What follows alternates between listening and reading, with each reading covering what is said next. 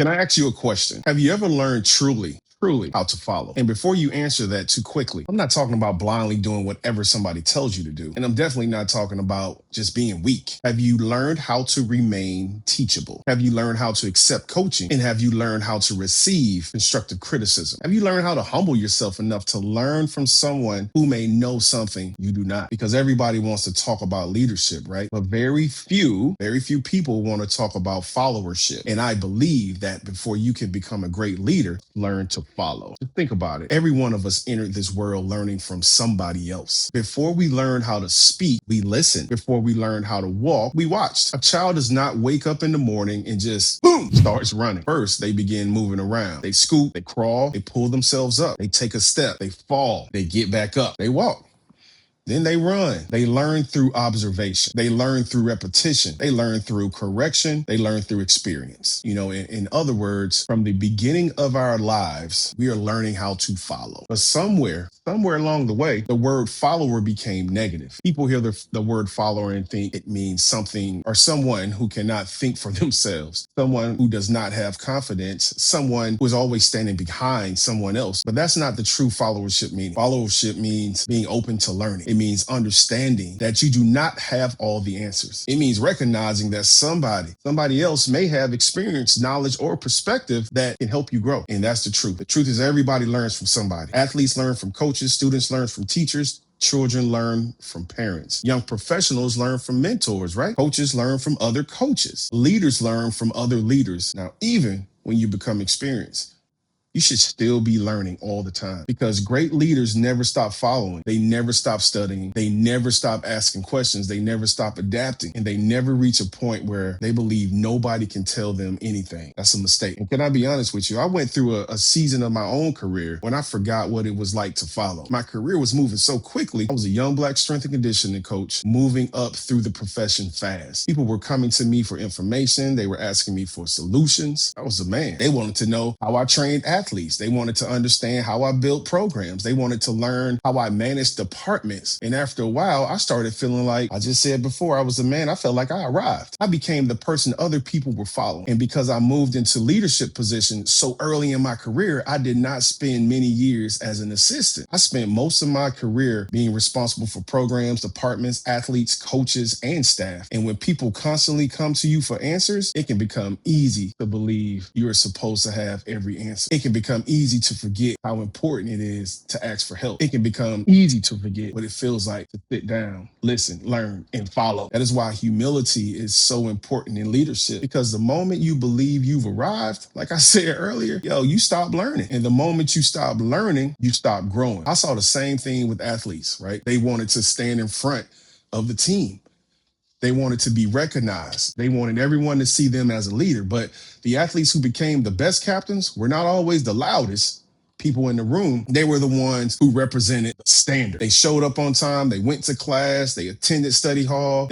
They were prepared for meetings. They did not miss workouts. They worked hard during practice. They made responsible decisions away from the field when nobody was watching. And most importantly, their teammates trusted. They were not simply asking others to follow a standard. They were already living it. You know what I'm saying? You see the difference? This is the difference between wanting a title and developing the traits the title requires. A title may give you authority now, but it does not automatically give you competence. A title does not automatically give you experience, and it does not automatically give you emotional intelligence. It does not automatically teach you how to communicate. And it definitely does not automatically make you trust people or make people trust you. A title gives you a position. Your character determines what you do with that position. That is, the positional leadership can be dangerous. Some people receive the title before they have developed the humility, maturity, and self-awareness required to carry it. Then, when challenges come, they become defensive. They refuse to ask for help. They believe that admitting they do not know something makes them look weak. But asking for help does not make you less of a leader. Remember that. Being willing to learn learn makes you a stronger. The greatest leaders are still coachable. They are still teachable. They are still willing to listen. They are still willing to follow. My faith teaches me the same lesson. Jesus modeled servant leadership. Why? He taught, he served, he sacrificed, he washed the feet of his disciples. Think about the humility required for a leader to kneel down and serve the people who followed him. He showed that leadership was never supposed to be about standing above people. Leadership is about serving people. It is about helping people. It is about developing people. It is about understanding that your purpose is bigger than you. That lesson has stayed with me throughout my career. I've been responsible for running departments, but I've also picked up trash. I have mopped floors. I have cleaned equipment. I have done the same jobs I ask other people to do. And sometimes people would say, Coach, you don't have to do that. But yes, I did.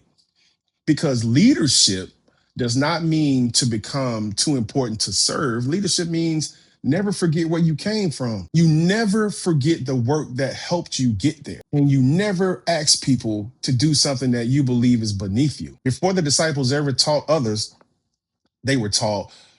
Before they led, they followed. Before they carried greater responsibility, they spent time learning from someone who modeled the standard.